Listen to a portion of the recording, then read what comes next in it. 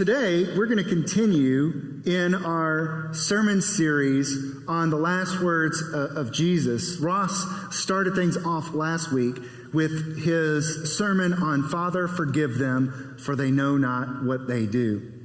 Today, we're going to turn to the next word. And I know that you're probably thinking, wait a minute, Ross, wait a minute, Mike. Father, forgive them, for they know not what they do. That's not one word. You're right.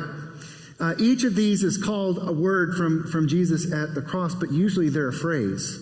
They're a sentence. There's a message that is in these that we need to contemplate. We need to think about because they have profound meaning. Each one of these 7 phrases took Jesus a lot of energy and breath to be able to say to us. And these last words are worth our time. And so we're going to look at the Gospel of Luke today, chapter 23. I think we're starting with verse 39. And you can see those words up there. And I just invite you to kind of scan across the screen as I read these words to us. One of the criminals who were hanged there kept deriding him and saying, "Are you not the Messiah? Save yourself and us." But the other rebuked him, saying, "Do you not fear God, since you are under the same sentence of condemnation? Are we indeed? And we have indeed been condemned justly, for we are getting what we deserve for our deeds. But this man has done nothing wrong." Then he said, "Jesus, remember me when you come into your kingdom."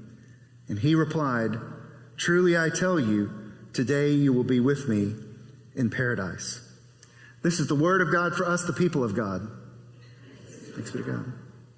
I don't know if you've been here on a Sunday or a weekday, usually on this side of the parking lot, that there is a van that sometimes is parked out there with a bumper sticker that says, "I used to be cool."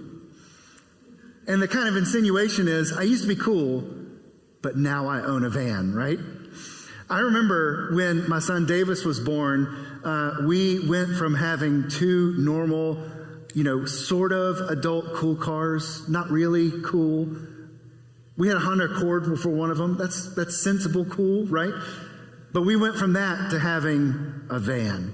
And I remember that sort of regrettable moment where every now and then I was going to have to drive to church in a van, right? In my 30s.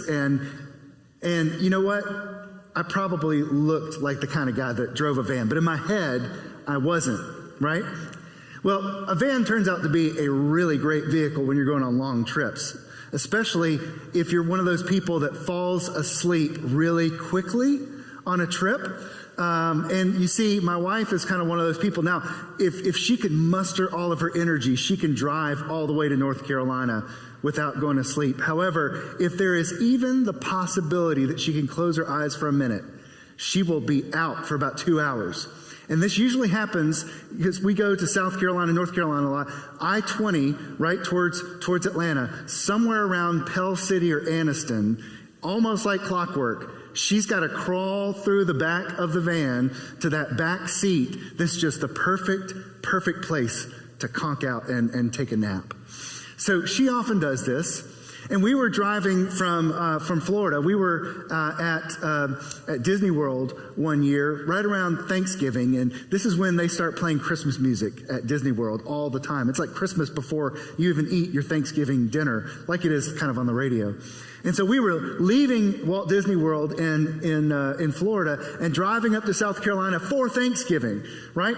And we're going up there. Now, I grew up in South Carolina, a lot of waterways and bridges. I'm kind of used to all that. And yet, I didn't realize that there was a bridge coming up on the interstate from Florida to Savannah that was essentially like going up the Eiffel Tower height and down, and there was just like the guardrails on the side that were concrete, and that was it. And it was just nothing but a huge arc into the air and marsh and water all around. And I don't like heights. And I had never really felt something like you might think of as like a panic attack before. That was one of the things in the past couple of years that Ted Lasso, the show, sort of has demonstrated for us. If you've seen one of the episodes, Ted has this sort of panic attack, and it starts with his fingers, and he feels like he's out of control as the song Let It Go starts playing, right? And he goes out and he just wants to be alone. He needs to get away because he's scared, he's shocked, he's embarrassed, he doesn't know what's going to happen, so he goes out on his own. I started kind of having that feeling as I was approaching that bridge. And I needed help. And Julie was asleep in the very back of the van. And so I started saying, Julie, but she's out, right? She's out. And I'm about to hit this bridge and go over it. And I just said, Lena, with my daughter, who's 16, but I guess she was more like 11 or 12 at the time. And I said, Lena, I need you to listen to me, and I need you to talk to me. And I just started saying things to her, like, what was your favorite ride? What was it? And I needed to not be alone at that moment. And she was probably wondering, leave me alone and let me watch my shows, right?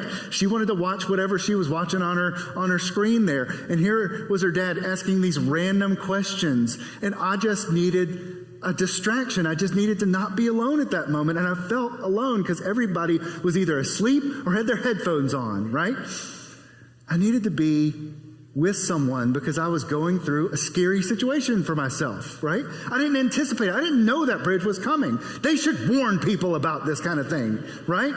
And here I was going over this bridge, and I was safe every single second that I was going over it, but I'd never felt safe. But thankfully, my daughter put up with me for the 30 seconds it took to get over that giant bridge that felt like about 10 minutes of me driving over it. You know, we don't like to be alone, do we? Sometimes we do. Sometimes, we're the kind of people that need to be alone. We need to recharge and everything, but we don't like to be alone for that long. Even the most introverted people here can go for a little while being alone, but eventually we all need someone in our lives to back us up, to be there with us for our bridge crossing moments in life. None of us wants to be fully alone. And I want to say to you, at this moment in Jesus, in his life and his ministry, he could have been alone at this moment. He could have been alone at this moment as he is taken up to Golgotha, the place called the Skull, for him to be crucified. He could have been alone. I mean, think about all the people that deserted him at this point. There are so many people that were there waving palm branches on Palm Sunday who are gone. Even his disciples are gone. Peter, who came in the middle of the night to kind of get close to where the Sanhedrin, this council, was deliberating about the future of Jesus, even though he got kind of close to that and he was warming himself by the fire, somebody said, hey, wait a minute, you look like one of those disciples. And he says, I'm not one of those guys. He denies Jesus 3 times, right? He abandons him. To the best of our knowledge, there are no disciples except possibly the disciple whom Jesus loved, who was at the cross. Now, there were other women who were disciples there, and there was Mary, the mother of Jesus. So he wasn't alone, but at the same time, he was up on that cross, seemingly alone, and yet he wasn't, because there were 2 people, one on his left and one on his right. These were 2 criminals. And I was telling the Bible study group that meets in the fellowship hall at 9 a.m. That these criminals were either, we think, sort of these low-life criminals, slaves who ran away, or people that were sort of the lower caste of society that stole something, thieves, or, they did something bad, and their lives weren't really worth much to anything. Crucifixion was one of those horrible ways of capital punishment that they reserved for them. And the other people that may have been crucified were people who were enemies of the Roman state. They were people who effectively tried to overthrow the Roman government, who was ruling as an empire over the people in Israel. And, crucifixion was a way of saying there is no one who can stop us. There was no one who can overthrow the great might and power of Rome. Look at this and be scared. So Jesus is in that moment, a very, very difficult, terrible moment. And he's not alone, because there are 2 people suffering the exact same thing to his right and to his left. And one of them It's kind of mean to him, right? He mocks him. And he's not the only one mocking him. The religious leaders and the Roman soldiers are doing the same thing. They're mocking him as well. They're basically saying, you're supposed to be this king. Where are all the people that are going to come take you down and save you, right? You're powerless. You're helpless. There's nobody following you anymore. Save yourself if you're supposed to be this king and son of God. Even the guy who is the criminal mocking him says, hey, save yourself and us. He kind of has that little get out of jail free card too. Like, hey, if you're so great, save yourself. But if you can, remember me too, right? There's a lot of mocking going on. There's a lot of humiliation going on. And yet, even though Jesus is not alone, he's got his mother and a few others there, women disciples and one disciple that was loved. He's also got this other criminal there who says, hey, this guy did nothing wrong. Jesus isn't alone. There's someone else who is in the midst of that moment trying to speak out and stand up for Jesus, and it's one of the people that apparently was guilty of a crime. He admits it. He says, I deserve this. This guy doesn't. Now, remember, if you were here last week, this is the next couple of verses after what Ross talked about last week. So this criminal who's sticking up for Jesus just heard Jesus say, Father, forgive them, for they know not what they do. He saw that compassion. He saw that wonderful heart on display. And he's just basically saying, hey, this guy has got to be innocent. Who can forgive people who do something like that to us?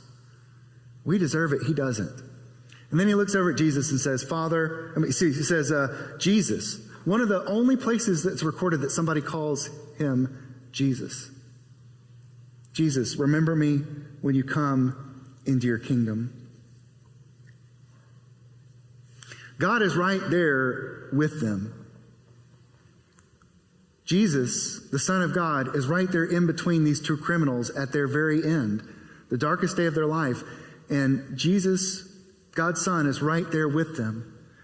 And I want you to think for a moment, God, the Son, is right there with the criminal who's mocking him, as well as the criminal who looks to him for help. Think about that. Whether or not we acknowledge God, whether or not we follow God, God is right there in our midst. And Jesus is just as compassionate to the thief on the other side as the thief on the one that is repentant. He's just as kind to the other person. He may not say to him, today you're going to be with me in paradise, but he says, Father, forgive them, for they know not what they do. And he includes that guy in that sentence too, right? Because he's been hurling insults. He's just as compassionate to the person who's mocking him as he is to this guy. God is with us in our darkest moments. God is with us in those hard journeys. We are never alone in the midst of those things. And often, whether we're a believer or not, God is using those moments, or at least in the midst of those moments, to try to get us to learn to trust him and to love him and figure out what we need to do with our lives in those moments.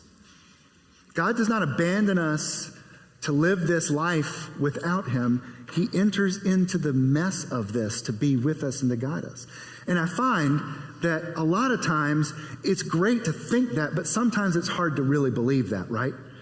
Because we feel like we're alone. We feel like it's too much to bear. We feel like the darkness is going to overcome it. And yet there is a sense of us that if we really can center ourselves in these moments, we can see that God is, in fact, with us. Here's Jesus, the Son of God, right there with them. They're not alone. And Jesus is just as compassionate as he was before he was crucified. Remember, this is a painful experience. I mean, you cannot imagine it. And so for Jesus to struggle for every breath and to be able to say these things takes a lot of energy and effort from himself. And I don't know about you, but if I am in pain, it's hard for me to focus on anyone else. I know we have a few people in our church who are nurses or they work in the medical profession, and they can tell you that sometimes the people who are hurting the most are the meanest. When they go in to try to help them, they're mean. Now, if you were to see them without that pain, they might not be so mean. But when they're in their pain, they can't help it. They just want that pain to end. They end up being mean to people who are just trying to help. And so nurses, doctors, they have to kind of build up this sort of tough, rough outer person so that they can sort of take all this. I mean, think about physical therapists. They have to force you to do things that are painful, but it's going to help you, and sometimes they can be mean. Now, not every patient is bad, right? If I stub my toe, I cannot talk to anyone else. People will try to talk to me. My family will say, "Are you okay?" And I'm like, "Leave me alone." I just can't. There's just, I don't know, so much pain in my toe. But you know what? When you're in pain, you can't react to the world. What happens is that you overwhelmingly, probably out of our own biology, we tend to shut down to try to protect ourselves, right? Jesus doesn't do that. He doesn't do that. There's not a single moment on the cross where he seems to turn inward and only care about himself. Father, forgive them. Hey, today you're going to be with me in paradise. Jesus had every option to turn inward in his pain. He could have said to the guy, "Hey, don't talk to me. You're a criminal. You deserve this. I don't." No, he is always open with compassion to people who turn to him, even in his own misery. Again, I think this points to the way that God is fully present with us in our own difficult times. You know, one of the things that people ask a lot is, why does God let bad things happen to good people? And that's an unanswerable question. We can give you things about free will. We can give you things about how God intends to use people to heal things in the world. It doesn't really answer the deepest question there.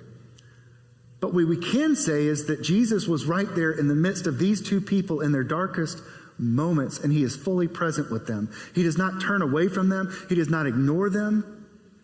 In fact, when one of them says, "Jesus, forgive me, remember me when you come into your kingdom," he says, "Today you'll be with me in paradise."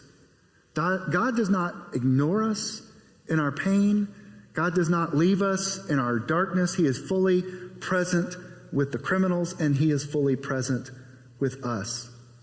Jesus offers not only his life to the criminals and to us, but also his friendship with this man and paradise. Now, paradise, we automatically start thinking about heaven, and that's correct. But I think that paradise is a little bit deeper than that. It's not just this idea that he will be at peace in heaven, but that he will be in an intimate relationship with God. And he already is in that moment. It may not feel like paradise, but he already is in this relationship with God because he's reached out to Jesus. Paradise is both a place that we will go to, but it's also a relationship we can tap into now. And that's what the criminal did. He tapped into that in the here and now. That's one reason why Jesus said, "Today you will be with me." Not after you die, but right now, today, at this moment, you will be with me in paradise. So God is with us in our darkest days. Jesus shows this as he is there with those criminals on their darkest day. He doesn't offer paradise without relationship, right? He says, "You'll be with me in paradise." Not, "Hey, you're going to get to paradise just because you said that." No, you're going to be with me. There is a relational aspect to this. Jesus and his relationship with us makes a difference. Paradise is about a relationship with Jesus. It's about a state of mind, a state of being, a state of how we live in this world together. A long time ago, there was somebody who tried to describe the difference between heaven and hell. And he said, and this is not biblical, okay? So just know that I'm saying this is just a metaphor, okay? So somebody said that heaven and hell look almost exactly the same. So already you can know it's got to be a metaphor. Heaven and hell are almost exactly the same. There's this giant feast. Food is sprayed out on the table like the first Harry Potter movie. Just food everywhere, cupcakes, all this kind of stuff. And the feast is just laid out. And everybody is hungry, and everybody's so excited to eat. It's just that nobody has elbows. Nobody has elbows. And so they, in hell, have no elbows. In heaven, they have no elbows. This, again, a metaphor. And so in hell, people are trying to get the food, and they have no elbows. And so they're like trying to throw it at their face, and they can't make it. They're just starving, and it's torture because they can't get the food. Same thing in heaven, right? No elbows, all this food, but nobody's hungry. You know why? Because somebody's taking a cupcake and handing it to their neighbor, and that person is handing it. They're feeding each other because it's all about relationship, right? There's a little image of love and perfection that nobody is alone and we're all feeding each other. Now, is heaven and hell like that? No, right? But the image there of a heavenly banquet connects to what we're going to talk about with communion. This idea that it's a place where we're in relationship with God, we're in relationship with one another, and there is no pain, there are no tears. It is love, divine love that overpowers everything. Communion is said to be a foretaste or a preview of heaven. When we come up to communion, everybody has access to the same elements. Nobody is going to go away empty-handed. And everybody who comes up is supposed to be in love with God and seeking to make the world a better place. We come to receive God's forgiveness and love and to go out into the world to live for Him. And so, in a sense, the Liturgy of Communion tells us that this is a table of paradise. And when we come forward, it's not just a religious moment to try to get the little bit of bread and grape juice that we give you. It's an opportunity to remember that Jesus is in this meal, that we are not alone in this world, that He loves us, He forgives us, and He uses this moment to remind us what paradise is truly about. Not just a place we go forever, that is part of it, but it's also a way of living in relationship with the God who loves us so that we can be a part of bringing that love and joy to other people. Jesus is not alone on the cross, and those criminals are not alone either. They've got one another, and God does not leave us alone in this world either. If there are moments where we find ourselves alone, that's where we need to call out to God. We need to call out to the church. We need to call out to Christian community and get involved, even though it can be tough sometimes to do that. We don't need to be alone. And ultimately, God is with us. We're never alone because He's with us. Today, you'll be with me in paradise. That is the gift that was offered to that criminal, and it's the gift that God offers to us too. Today, this moment, this instant, Jesus, God, they're already with you. But you can enter into a relationship with them. You can enter into something even more. Not tomorrow, not next week, not at the end of the time, today. I invite you to really, really lean into what that means for you. What does it mean that God is with you and you are never alone? And what does it mean for you that you can be with Him in paradise? Hey friends, I just wanted to take a moment and say thank you for tuning into our message this week in the gathering. We hope you found it meaningful and life-giving. As always, you're invited to join us for worship on Sunday mornings at 10 a.m., either in person here in the chapel or online. If you want to know more about who we are at Bluff Park United Methodist Church, you're invited to check out our website. There you'll find out who we are, what we have going on, and how you can be a part of it. As always, friends, if there's anything that we can do for you, you're invited to reach out to us. We are here to help you and support you in any way that we can. We hope that you're having a great week, and we look forward to seeing you soon.